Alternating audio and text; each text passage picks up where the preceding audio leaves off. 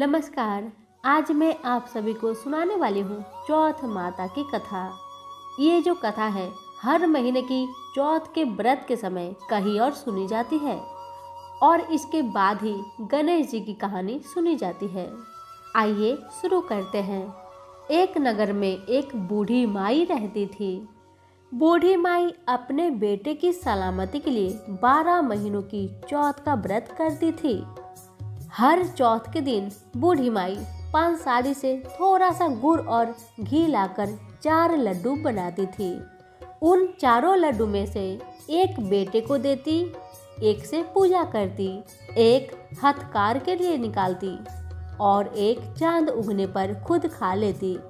एक बार बूढ़ी माई का बेटा अपने ताई से मिलने गया।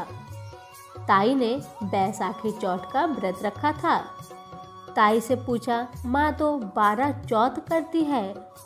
फिर ताई बोली, तेरी माँ तेरी कमाई से तर माल खाने के लिए 12 चौथ करती है। तू परदेश जा तो वह एक भी चौथ नहीं करेगी। घर में आकर बेटा माँ से कहा, माँ मैं परदेश जा रहा हूँ, यहाँ मैं रहूँगा तो मेरी कमाई को तू खाने पीने में उड़ा देगी, इसलिए मैं परदेश जा रहा हूँ।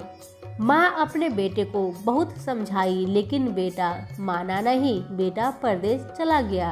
माँ ने बेटे को साथ ले जाने के लिए चौथ माता के आंखें दिए और कहा, तुम्हारी मुसीबत में ये आंखें तेरी मदद करेगी। और बेटा आंखें लेकर रवाना हो गया।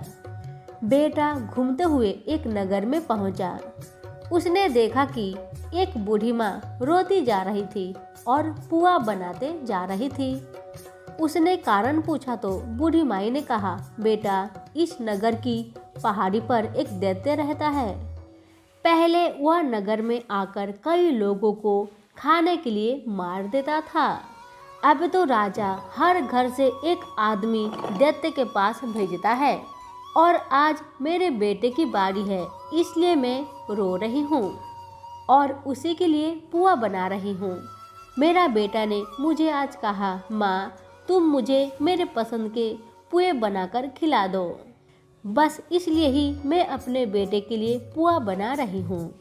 ये सारी बात सुनकर बूढ़ी माई का बेटा कहता है, हे माई तू मत रह, आज मैं तेरे बेटे की जगह में मैं चला जाता हूँ।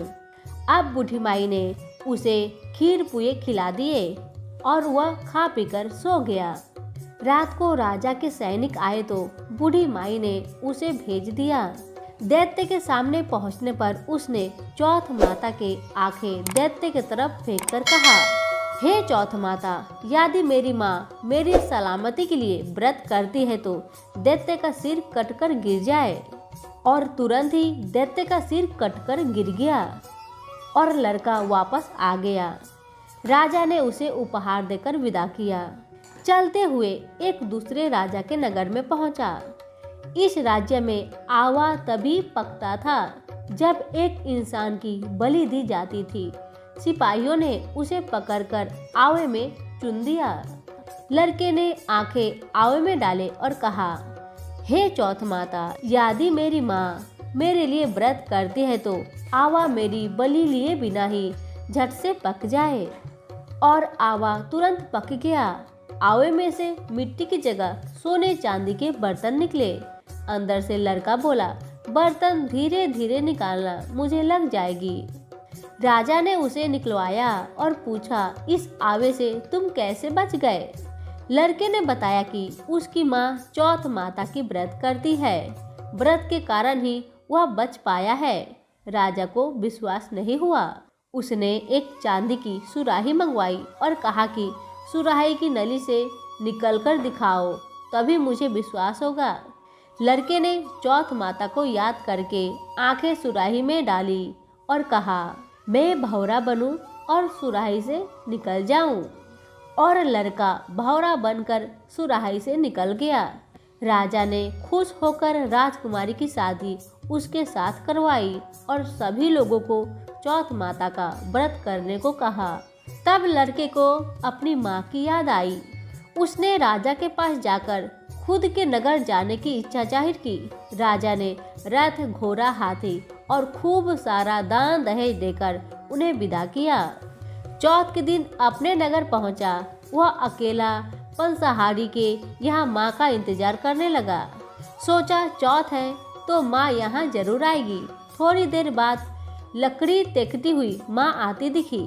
उसकी माँ की आंखों में जाले आने के कारण दिखना कम हो गया था। लड़के ने जानबूझकर अपना पैर लकड़ी में लगा दिया और कहने लगा, बल रे पूत काथी मेरे पैर के लगा दी। माँ ने उसे नहीं पहचाना। कहने लगी, भैया मुझे चाहे कितनी गाली निकालो पर मेरे बेटे को कुछ मत कहना। बेटा माँ के चरणों में गिर पड़ा।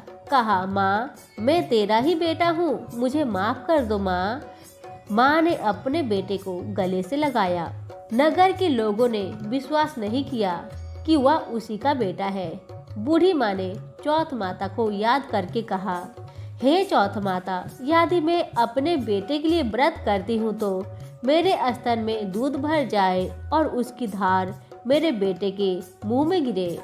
माँ के स्तन से दूध की धार निकलकर बेटे के मुंह पे गिरने लगी। लोग चौथ माता की जय जयकार करने लगे। उस नगर के सभी लोग चौथ माता का व्रत करने लगे।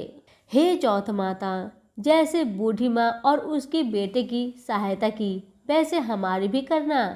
कहानी कहने, सुनने और हुक्कारा भरने वालों पर अपनी कृपा बरसाना। सभी बोले चौथ माता की जय। हमारी कथा यहीं पे समाप्त होती है। अगर अच्छी लगे तो लाइक शेयर जरूर करें। धन्यवाद।